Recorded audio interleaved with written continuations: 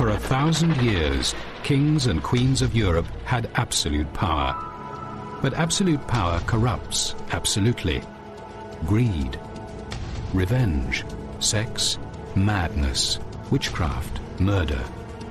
Every monarch had their royal secrets.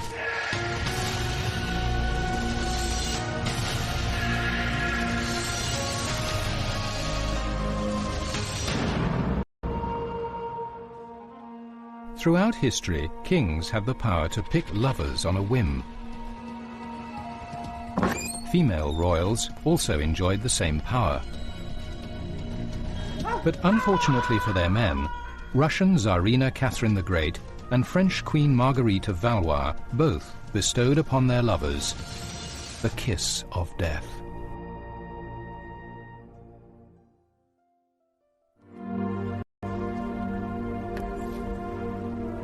Marguerite of Valois was a renowned beauty. She fed a lifelong hunger for passion with countless lovers. Unfortunately for the hapless men in her life, one after the other, they met hideous, bloody ends. Known as Queen Margot, Marguerite grew up with 3 murderous brothers who became kings of France, and with a ruthlessly ambitious mother, Queen Catherine de' Medici. Margot was to marry and divorce French King Henry IV. She was surrounded by a royal court steeped in intrigue and corruption, and each of her lovers came to an unlucky end.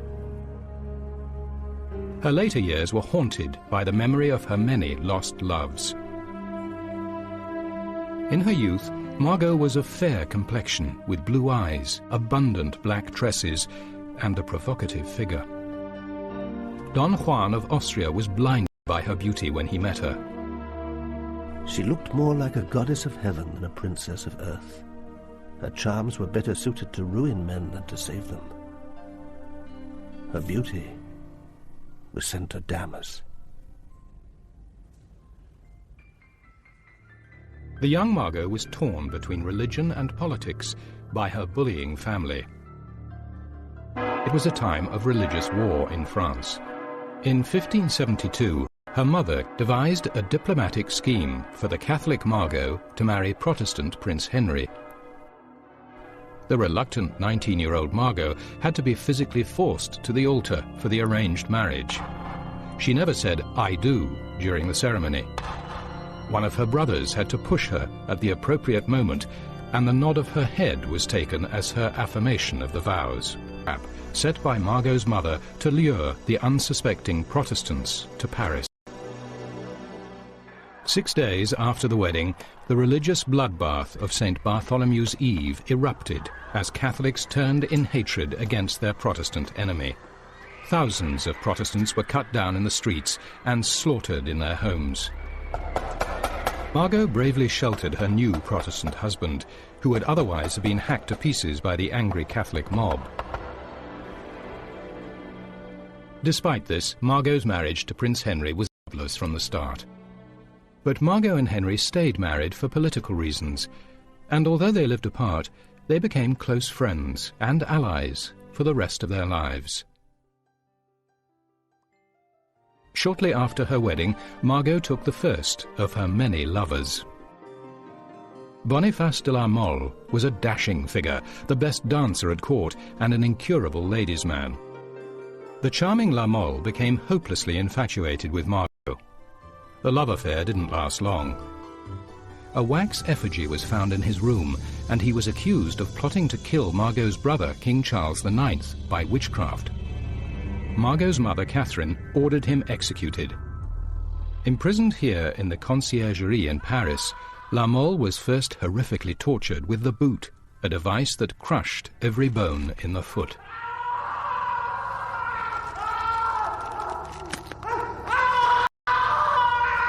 Margot's lover was then beheaded and quartered in the Place de Grève. Legend has it he asked the crowd at the scaffold to tell Margot his last thoughts were of her. For her part, Margot made a point of publicly wearing mourning for him.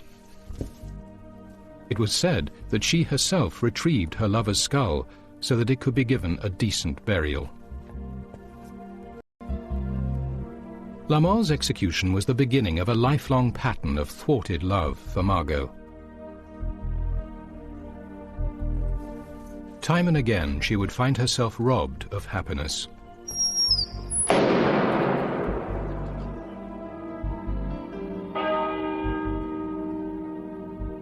Margot's brother Charles IX died soon afterwards, to be succeeded by her next brother Henry III. He was to brutally bully and rule her life for years. When she took a new lover, Margot's reputation as a loose woman was confirmed. Rumours circulated at court that she had been found in a compromising position with a young noble, Jacques de Harlay, and it was even said that she had an affair with a Duke d'Alençon, her youngest. The vicious court gossip swirling around his sister, Margot's brother King Henry decided to discipline his errant sister.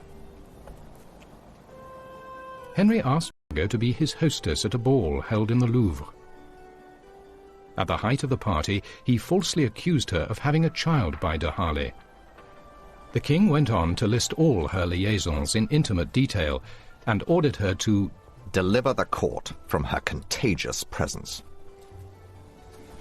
Jacques de Harlay prudently decided a relationship with Margot was too dangerous and deserted her. Early the next morning, disgraced and furious, Margot fled Paris into exile. Even as she was making her escape, she was followed and humiliated by a group of men sent by her brother the king. Margot settled in a fortress in the Auvergne region of France, where she had her own bodyguards and considered herself in a state of war with her brother Henry III. Margot's jinx in love followed her. She fell seriously ill and was nursed back from the brink of death by the son of the local apothecary. He fell hopelessly in love with her. But one of Margot's bodyguards was desperately in love with her too.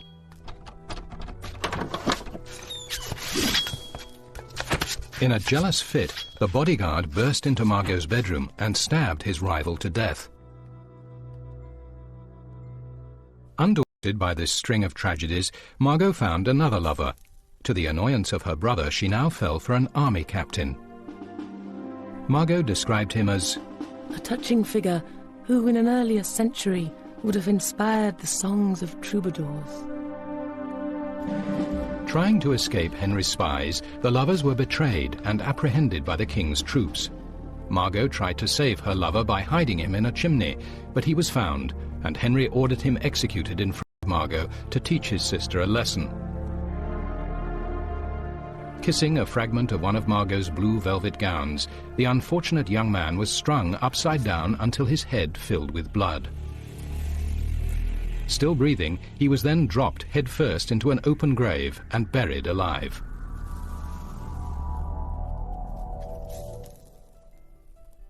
Margot was finally released from her royal brother's brutal meddling when he was assassinated in 1589. Margot was at last free from her dangerous and hated brother. Margot's estranged husband now became Henry IV. Middle-aged and still without an heir again, he would have to divorce Margot. Margot agreed to the split, but her price was a large annual allowance and a huge settlement. The divorce made Margot a rich woman. Now known as the Pearl of France, Margot continued to look for love. Still seeking virility, she democratically chose her lovers from all walks of life. There was a cathedral choir tenor, the son of a local carpenter, a shepherd, a valet de chambre, and even a strolling musician. Margot eventually persuaded King Henry to let her leave the provinces and return to Paris, but she was a parody of her former self. Now, in her 50s, Margot still insisted on dressing in the style and fashions of her youth. She had grown very fat and wore a great deal of makeup. She had lost her glossy, abundant dark hair and wore huge blonde wigs, half a foot higher than the current fashion. For a constant supply of hair, blonde footmen were kept at hand to be shorn whenever she needed a new wig. Margot's unlucky affairs continued to cost her hapless lovers their lives.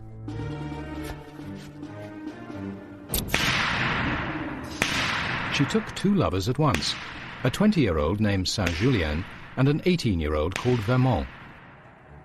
They were rivals. Vermont murdered Saint-Julien, shooting him through the head in front of Margot as they were returning from Mass. Margot was so incensed she insisted Vermont be hanged on the spot and offered to donate her garters for the purpose. He was hanged the next day outside her home. Margot was so distressed she moved to a new home opposite the Louvre, where she lived with her lovers, holding raucous nightly banquets. She became popularly known as Queen Venus. Her ex-husband King Henry begged her to stop carousing and act her age. A Jesuit preacher denounced Margot's licentiousness from the pulpit of Notre Dame Cathedral, complaining that her habit of displaying her ample bosom had been adopted by the impressionable young girls of Paris. Stories about her abounded, that she was so obese she couldn't get through doors, that she had emergency wigs under the folds of her huge skirts in case of accidents, that she kept little scented bags under her girdle containing the embalmed hearts of all her dead lovers. Despite a lifetime of dangerous liaisons, Margot outlived her entire family. She ended her days attended by her young lovers and died peacefully just before her 62nd birthday in 1615. Her body was laid to rest in the Cathedral of Saint-Denis. When the tombs of her mother and father were later transferred to another church, Margot's remains mysteriously disappeared. To this day, they have never been found.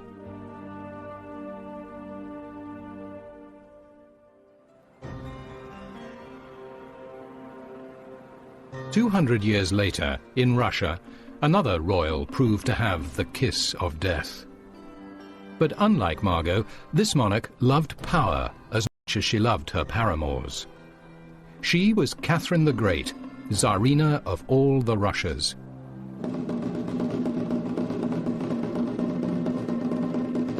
The year was 1745, and Catherine was married to Peter III, heir to the Russian throne. Peter was the commander of one of Europe's greatest armies and fought many great battles, all of them in his head. Peter loved to play with his toy soldiers. He drilled and maneuvered regiment upon regiment in every room of his palace at Peterhof, for Peter had the mind of a child.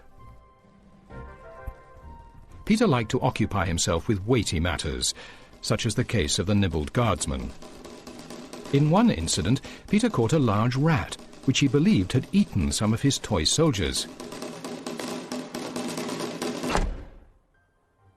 The rat was formally court-martialed and summarily executed, its body left suspended on a toy gallows as a lesson to other rats who might want to attack the royal regiments.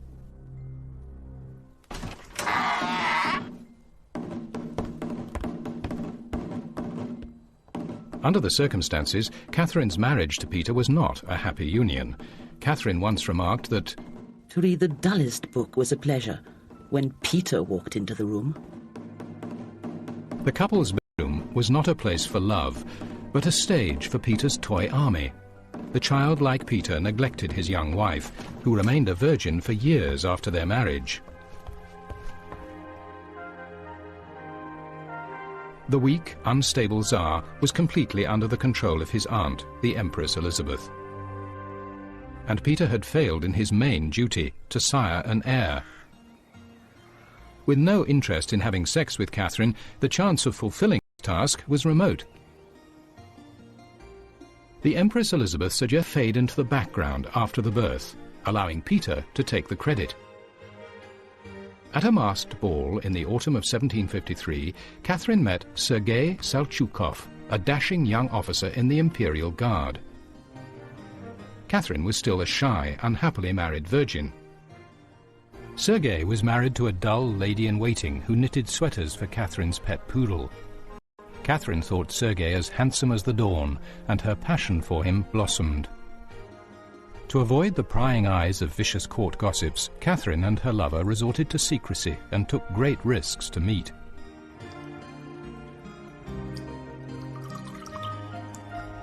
Catherine's sanctuary from her bizarre husband was in her beloved Sergei's arms.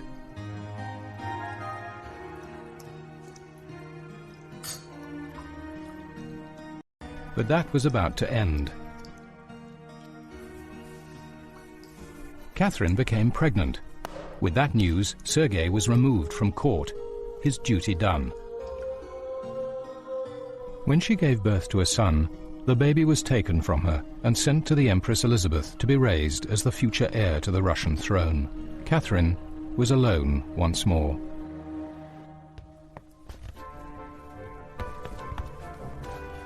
After her affair with Sergei, it was clear to Catherine that she could never return to her old celibate life. Consequently, one half of the road to temptation was already covered, and it's only human in such situations that one should not be left halfway. Catherine soon took another lover, Grigory Grigorievich Orlov. Dashing, dangerous and exciting, he was notorious for his wild lifestyle. Catherine could not resist him.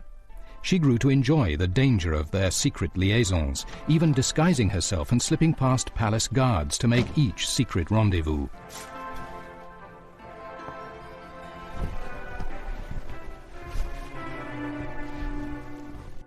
When Catherine became pregnant again, even the feeble-minded Peter might have noticed, so she took steps to hide her condition.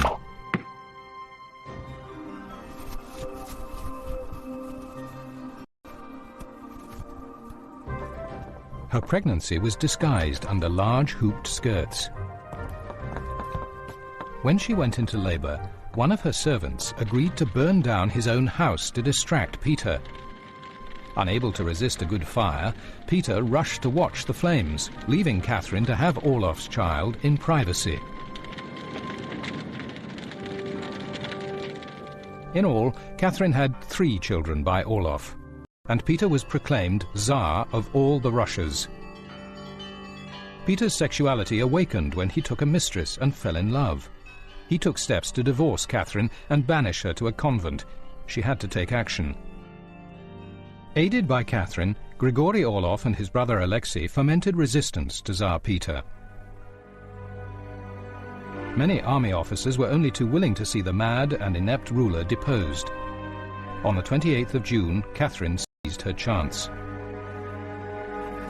With her husband Tsar Peter away from St. Petersburg and the city empty of guards, Catherine urged her lover Orlov to take action. Willing to do anything for his beloved Catherine, within hours Orlov had his rebel forces marching to St. Petersburg. Before Peter even knew of the coup, Catherine had placed the imperial crown on her own head in Kazan Cathedral. The army acclaimed her as the new Russian ruler. As the news spread, more and more nobles rallied behind her. Peter III's short reign was over. The devoted Orlov took the former Tsar into custody, but he and his brother Alexei were restless guarding the prisoner they referred to as the monster. Alexei wrote to Catherine, "Our monster has fallen very sick and has had an unexpected attack of colic. I'm afraid that he might die tonight, and fear still more that he may live. The first fear I have because he chatters pure nonsense and that amuses us. And the second fear, because he really is dangerous for all of us, often speaking as if he were still Tsar." Fortunately for the Orlov brothers, Tsar Peter recovered, but mysteriously their royal prisoner then fell ill once again, almost certainly due to poisoning. To be sure the former Tsar wouldn't recover, the Orlovs beat him to death. With Peter safely out of the way, Catherine showered her lover with titles and gave him vast estates. As Tsarina, Catherine now held immense power. But her lover Orlov, the man who engineered her rise, would not remain in her affections for long. He was growing arrogance and lust for power were becoming excessive. As he became more demanding, Catherine began to lose interest, and her attention turned elsewhere. Empowered by her freedom and position, Catherine the Great took on a series of lovers, all handsome, all young, and all soldiers. The desperate gifts in the world, the gem that would become known as the Orloff diamond. This huge stone weighed nearly 200 carats and was said to have been the eye of an idol in a temple in India. Orloff, in an unashamed display of the wealth Catherine had showered on him, gave her the diamond. Catherine took the gift, but refused to take him back as a lover. He had made an expensive mistake.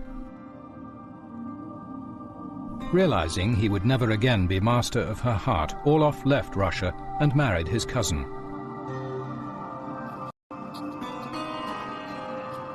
Grigory Orloff died in 1783. In the end, he went insane, obsessed and haunted by the part he played in the murder of Tsar Peter.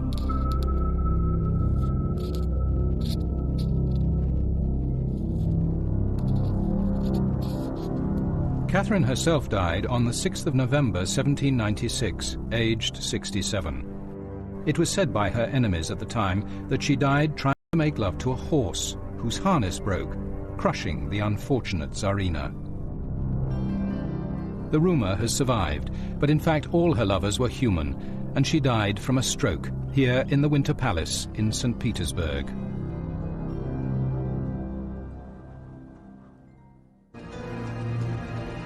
Catherine the Great used her passions to secure a throne.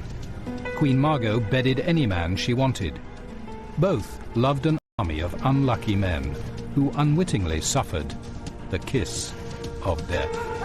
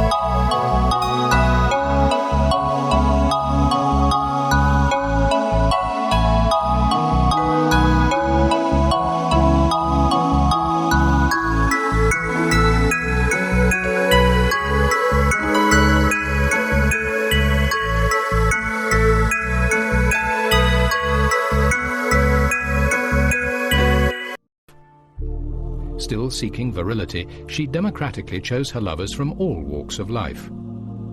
There was a cathedral choir tenor, the son of a local carpenter, a shepherd, a valet de chambre, and even a strolling musician. Margot eventually persuaded King Henry to let her leave the provinces and return to Paris, but she was a parody of her former self. Now, in her 50s, Margot still insisted on dressing in the style and fashions of her youth. She had grown very fat and wore a great deal of makeup.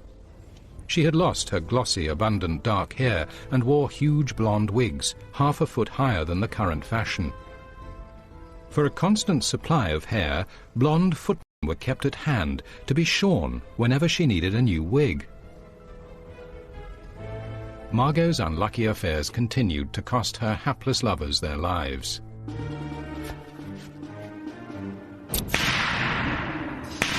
She took 2 lovers at once, a 20-year-old named Saint-Julien and an 18-year-old called Vermont.